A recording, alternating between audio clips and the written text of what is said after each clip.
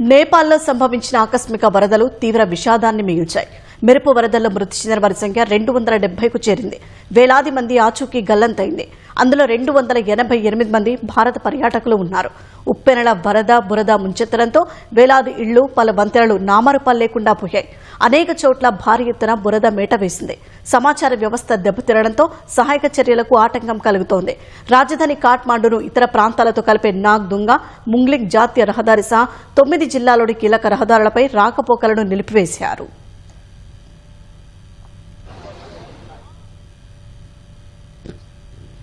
ఆకస్మిక వరదల నుంచి నేపాల్ ఇప్పుడిప్పుడే కోలుకుంటోంది. వరద తగ్గుముఖం పట్టడంతో సహాయక చర్యలను వేగవంతం చేశారు. నేపాల్ ఆర్మీతో పాటు విపత్తు నిర్వహణ బృందాలు, పోలీసులు రెస్క్యూ ఆపరేషన్లో పాల్గొంటున్నారు. వేలాది మంది ఆచూకీ గల్లంతవగా వారి కోసం విస్తృతంగా గాలిస్తున్నారు. మెరుపు వరదల ధాటికి మౌలిక సదుపాయాలు తీవ్రంగా దెబ్బతిన్నాయి. ప్రాథమిక నివేదికల ప్రకారం 35 వంతెనలు, 45 సస్పెన్షన్ వంతెనలు, 40 కిలోమీటర్ల మేర రహదారులు దెబ్బతిన్నాయి. 9 జల విద్యుత్ ప్రాజెక్టులు పూర్తిగా ధ్వంసమయ్యాయి. ఫలితంగా అనేక ప్రాంతాలకు విద్యుత్ సరఫరా నిలిచిపోయింది. రాజధాని కాఠ్మాండును ఇతర ప్రాంతాలతో కలిపే నాగ్దుంగా ముగ్లిక్ జాతీయ రహదారి సహా 9 జిల్లాల్లోని కీలక రహదారులపై రాకపోకలను నిలిపివేశారు.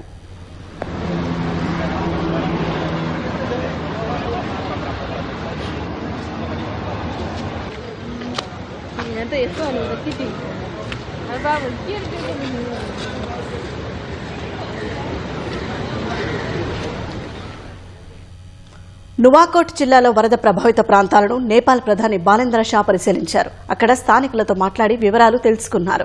అనంతరం సహాయక చర్యలపై అధికారులతో సమీక్షించారు.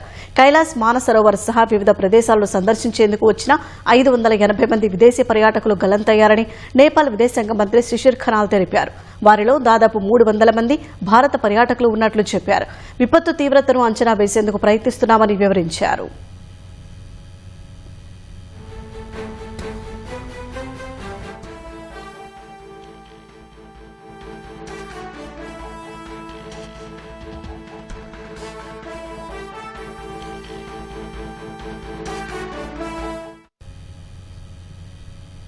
ఈ జల ప్రళయానికి మంచుకొండల భూకంపం కారణమని తొలుత వార్తలొచ్చాయి. అయితే భారీ మంచు చర్యలు విరిగిపడటం వల్ల ఆకస్మిక వరదలు సంభవించినట్లు తాజాగా వెల్లడైంది. నేపాల్ చైనా సరిహద్దు ప్రాంతం రసువా ఘడికి 20 కిలోమీటర్ల దూరంలో భారీ మంచు చర్యలు విరిగిపడ్డాయని నేపాల్ విపత్తు నిర్వహణ విభాగం తెలిపింది. దీంతో లెండే, త్రిశూల్ నదులు ఉప్పొంగాయని వెల్లడించింది. ఆ 2 నదులు రసువా జిల్లాలో బొటేకోషి నదిలో కలవడంతో వరద ఒక్కసారిగా పోటెత్తిందని వివరించింది. చైనా సరిహద్దులో ఉన్న తిమోరే ప్రాంతాన్ని వరద మొదట తాకింది. అక్కడ కస్టమ్స్ చెక్పోస్ట్ వద్ద వేచి ఉన్న 300లకు పైగా లారీలు, ఇతర వాహనాలు వరద నీటిలో కొట్టుకుపోయాయి. ప్రాణాలు కాపాడుకోవడానికి కస్టమ్స్ అధికారులు, స్థానికులు సమీపంలోని అడవుల్లోకి పరుగులు తీశారు.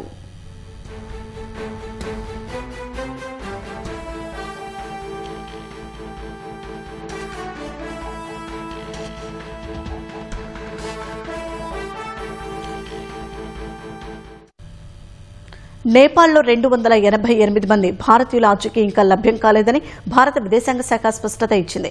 వీరిలో త్రిశూలి 1 పవర్ ప్రాజెక్టులో పనిచేసే కార్మికులు 73 మంది ఉన్నట్లు వెల్లడించింది. ఇప్పటి వరకు 21 మంది భారతీయులను ఇప్పటి వరకు నేపాల్ సహాయక బృందాలు రక్షించాయని, వారంతా తమిళనాడు వాసులేనని విదేశాంగ శాఖ ప్రతినిధి రణధీర్ జైస్వాల్ తెలిపారు. గల్లంతైన భారతీయుల కోసం నేపాల్ అధికారులతో నిరంతరం సంప్రదింపులు జరుపుతున్నామని పేర్కొన్నారు. నేపాల్ భుజంతో భుజం కలిపి భారత్ పనిచేస్తోందని, నేపాల్ విజ్ఞప్తి చేసినంత సహాయక సామగ్రిని పంపుతున్నామని వివరించారు. అటు చైనాలోని టిబెట్లో సంభవించిన వరదల నేపథ్యంలో 200 మంది భారతీయులు సహాయం కోరినట్లు జైస్వాల్ తెలిపారు.